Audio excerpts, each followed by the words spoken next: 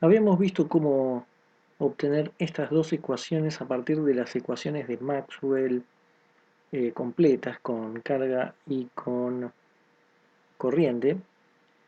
Esto nos permitía expresar todas estas ecuaciones en términos de dos, donde aparecía tanto el potencial eléctrico como el potencial magnético, el vector potencial magnético.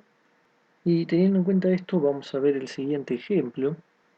Vamos a ver cuáles son tanto las distribuciones de carga como de corriente que nos darían estos potenciales. Potencial eléctrico igual a cero y potencial magnético, el vector potencial magnético que tenga esta expresión.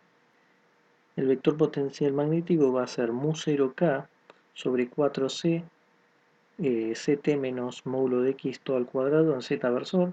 Esto si el módulo de x es menor a ct y si no es igual a 0.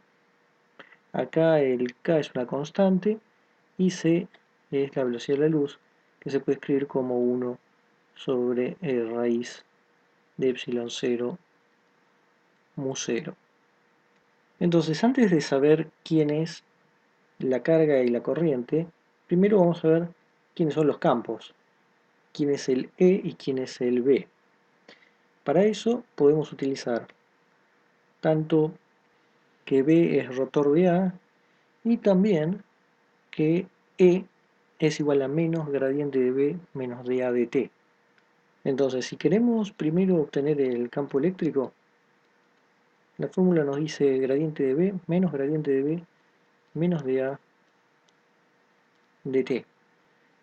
Esto es cero, porque el B es cero. Y acá vendría la derivada temporal del A. Tenemos un CT acá metido dentro del cuadrado, por lo tanto va a bajar un 2 que va a cancelar el 4 y también tiene que salir un C que va a cancelar el C que está abajo, haciendo que nos quede menos mu 0k sobre 2 CT menos módulo de X, esto en Z versor, y el menos es el que viene de acá. Así que el campo eléctrico es esto. Por supuesto, esto es en esta zona, módulo de X menor a CT. El B lo sacamos de rotor de A. Y como el A tiene una componente Z, nos va a interesar entonces la parte del rotor donde tengamos que derivar Z, es decir, este y este que está acá, estos dos términos. Pero además, nuestro A depende de X, por lo tanto, este no nos importa, pero este sí. Lo único que tenemos que hacer es menos dbz de x,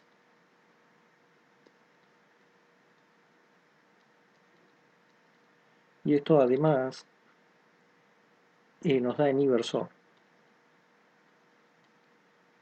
Entonces vamos a tener menos, esto queda igual, mu0k 4c, y acá aparece el módulo de x, así que vamos a tratarlo aparte. Va a ser la derivada en x de ct menos módulo de x al cuadrado, esto en z versor, en inversor, perdón.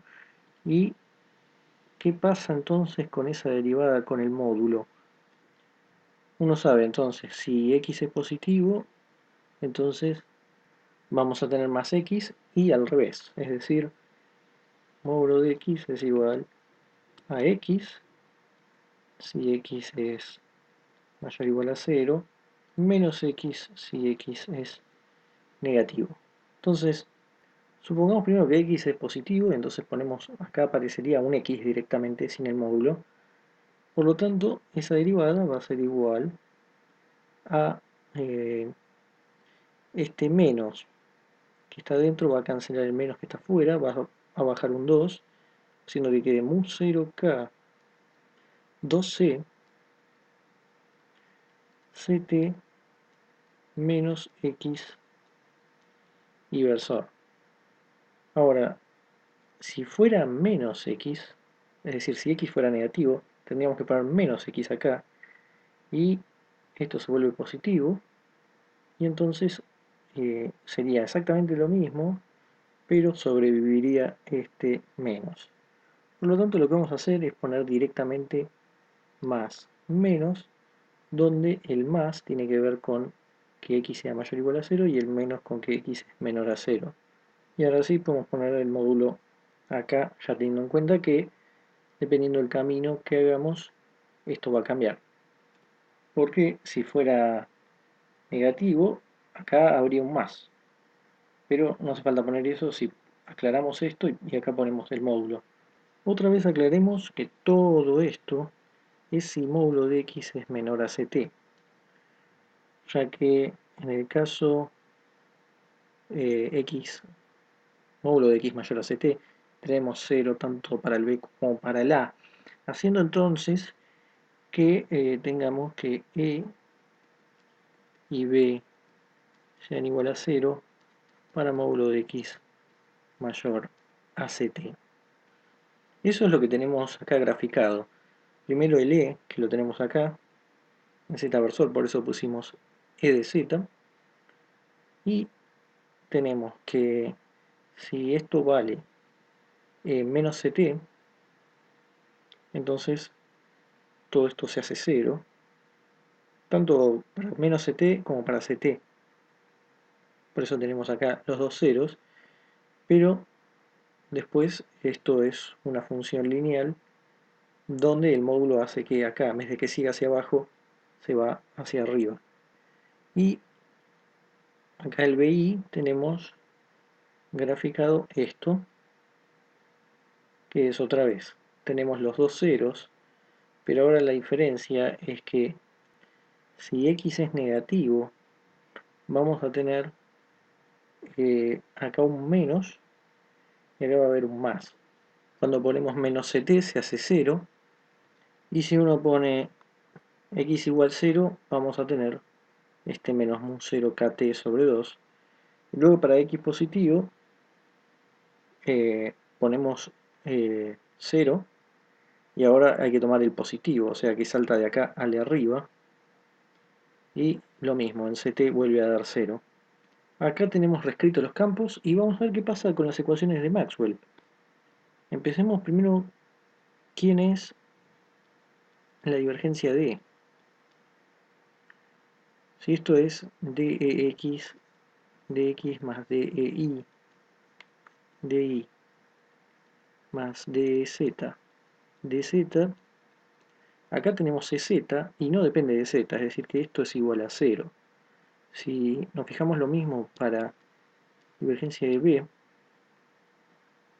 en este caso bi no depende de i, o sea que vuelve a dar 0. En este caso está cumpliendo la ecuación de Maxwell que divergencia de b sea igual a 0. En este caso esto se igualaría a lo que tenemos del otro lado, que es ρ sobre epsilon 0, y acá esto estaría obligando a que ρ sea igual a 0. Es decir que la configuración de potenciales que tenemos no admite carga, no hay carga. Si ahora calculamos el rotor de E para ver qué nos dice la ley de Faraday, nuestro E depende de Z, es decir, apunta en Z, pero depende de X. Así que otra vez tenemos que hacer la derivada de X con un menos, y está en inversor. Eso va a hacer que nos quede más menos mu 0K sobre 2 inversor, ya que estamos derivando esto, y ahora hacemos lo mismo que antes. Tenés o X o menos X. En cualquier caso, nos va a quedar la constante, pero va a cambiar el signo. Y tenemos un menos también que viene del rotor. Así que si estamos en X positivo, esto aparece como X solo sin el módulo, menos, y este menos hace que se haga más, pero el menos del rotor hace que vuelva a tener un menos. Por eso aparece acá este menos, y lo mismo al revés va a pasar con el de abajo. Acá va a haber un más, este menos lo convierte en menos, y con el menos del rotor se hace más, queda de esta forma. En cuanto a el rotor de B, vamos a obtener algo parecido porque tenemos que derivar la componente y depende de x, o sea, componente y, pero que dependa de x es esta. Ahora es positivo y apunta en z versor. Nos va a quedar menos mu0k 2c z versor. Si x es positivo, acá se van los módulos, queda menos x, y con este más se hace menos. Y si x es negativo, acá se hace más, pero con este menos se hace menos de vuelta. Así que queda directamente de esta forma. Y también vamos a necesitar saber quién es la derivada temporal de e, que eso es directamente lo que acompaña acá el t. Es menos mu0 kc sobre 2, y la derivada temporal de b, que es esto, es más menos mu0k sobre 2, se cancela acá el c, y esto estaba en z versor y el b en y versor. Entonces, por ejemplo, ley de Faraday era rotor de E igual menos dB de t. Así que rotor de E igual menos dB de t. Eso lo cumple porque simplemente hay que cambiar un signo. Menos dB de t es esto. Y ley de Ampère-Maxwell, acá va a aparecer la corriente y tenemos mu0 epsilon 0 de t. Entonces, vamos a tener, por un lado, la parte de rotor de B, que es mu0k2c z versor, y del otro lado tenemos, primero, el mu0j, y después tenemos la parte de mu0 epsilon 0 de t. Pero de t lo tenemos, es menos mu0 kc sobre 2. Entonces, y esto en z versor. Ahora vamos a tener que ver quién tiene que ser j. Recordemos que c es igual a 1 sobre raíz de epsilon 0 mu 0. Es decir, que si c es igual a raíz de epsilon 0 mu 0, esto al cuadrado nos da sin la raíz.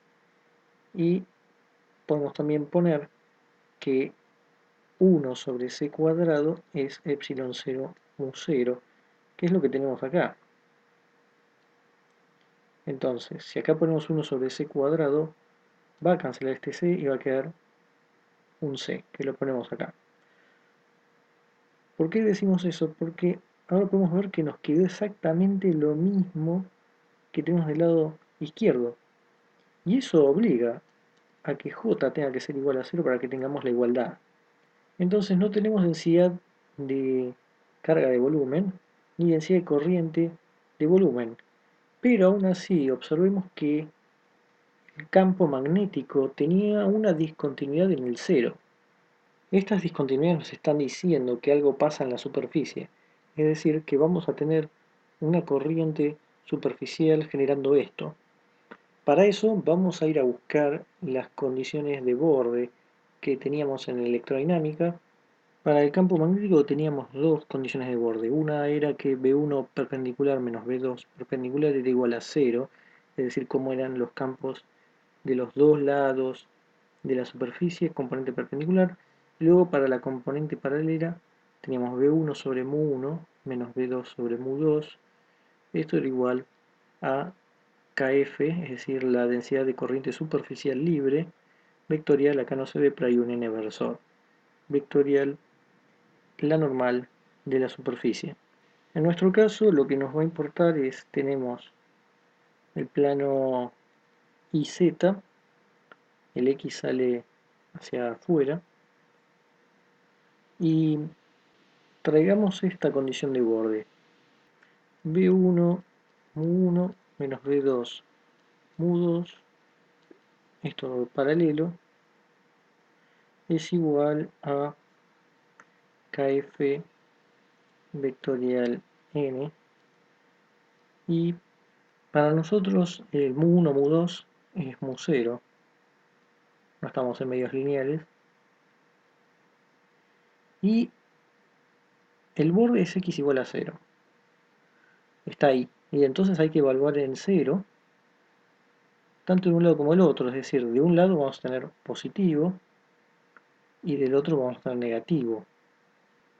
Entonces, P1 podemos tomarlo como el positivo, y P2 el negativo, es decir, que en uno nos va a quedar toda esta constante, porque esto se hace 0, con el más y el otro con el menos. Con este menos es como que vamos a tener dos veces el mismo campo. Vamos a tener 2 mu0k, 2c y el mu0. Esto igual a k, vamos a llamarlo directamente k, por la normal, que la normal va a estar apuntando, por lo que decimos, en x versor. Y acá podemos cancelar el mu0 y el 2. Y el c, perdón, se cancelaba también, porque hay un c ahí. Y queda el t. Así que acá faltó el t. Esto es lo que queda, kt igual a k vectorial x versor. Y también el b apunta en inversor. Eso hay que ponerlo porque ahora esto nos permite saber quién es esta densidad de corriente K, que es la que genera el campo magnético que tiene esta forma. Entonces, esto nos dice que K tiene que estar en Z versor. Si está en Z versor, vectorial X va a dar Y. Por lo tanto, K tiene que ser K por T en Z versor. Entonces, lo que tenemos es una densidad de corriente de superficie que fluye en Z versor en el plano X igual a 0. Podemos tomar que arranca en tiempo igual a 0 y después va cada vez subiendo más linealmente como lo tenemos a medida que pasa el tiempo. Y un detalle muy importante, el hecho de que tengamos que para x módulo de x mayor a ct, e y b sea 0, nos está diciendo que los campos todavía no se propagaron a esa zona. Justamente ct es la distancia que recorre la velocidad de la luz en un tiempo t, por ponerlo de alguna forma. Si nosotros tomamos que está viajando los campos que tenemos, entonces nos está diciendo en esta zona todavía no llegó la información de la propagación de, en este caso, la corriente, y para justamente módulo x menor a ct estamos en la zona donde sí tenemos el campo. Entonces fue clave haber visto cómo el campo magnético está cortado de un lado de x y del otro lado de x, de los positivos y los negativos, porque de esa forma pudimos identificar qué tipo de corriente había. Ya sabíamos que corriente de volumen y densidad de carga de volumen no habían, entonces no le quedaba otra que, como ya hemos visto en varios casos, cuando tenemos una discontinuidad es que algo está pasando en general en una superficie. Estamos por supuesto considerando un sistema en 3 dimensiones y eso es lo que permite que aparezca esto. No es algo inmediato, pero es la opción que nos quedaba. De esa forma obtenemos el sistema a partir de estos potenciales.